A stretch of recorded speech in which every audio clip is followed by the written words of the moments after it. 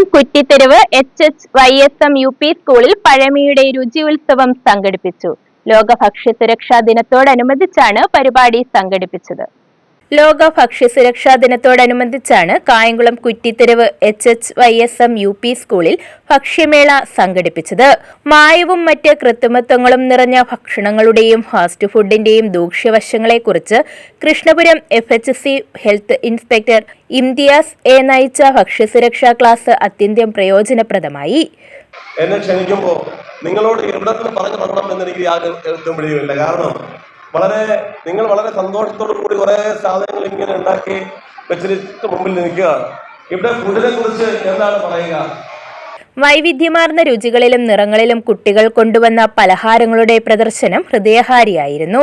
റാഗി ലഡു, അരിപ്പൊടി, മസാല ക്യാരറ്റ് പുട്ട്, ഏത്തക്കയടിയപ്പം, സേമിയ, ലഡു, വിവിധതരം ജ്യൂസുകൾ തുടങ്ങി സ്കൂൾ ഓഡിറ്റോറിയത്തിൽ ഒരുക്കിയ പ്രദർശന നഗരിയിൽ തിങ്ങിനിറയും വിധം വ്യത്യസ്ത ഭക്ഷ്യവിഭവങ്ങളുടെ ശേഖരമായിരുന്നു ഉണ്ടായിരുന്നത്. ആവിയിൽ പുഴുങ്ങിയത്, വിവിധതരം പുഴുക്കുകൾ, ശീതളപാനീയങ്ങൾ എന്നിങ്ങനെ എല്ലാ വിഭവങ്ങളും യാതൊരു മായവും ചേരാത്തതായിരുന്നു എന്നതാണ് ഇതിന്റെ പ്രത്യേകത. ഭക്ഷ്യമേളയുടെ നടത്തിപ്പിനെ കുറിച്ച് ആമിന എഴുതി അവതരിപ്പിച്ച നിമിഷ കവിത രസകരമായി.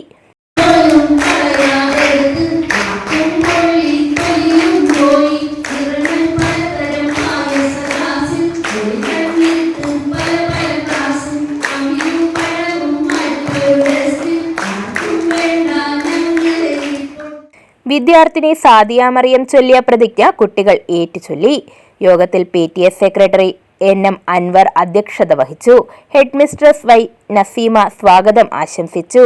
MBTA president Femina M, junior health inspector Ajeeba A, അധ്യാപകനായ ഷാൻ തുടങ്ങിയവർ പങ്കെടുത്തു. News bureau, Kayamkulam.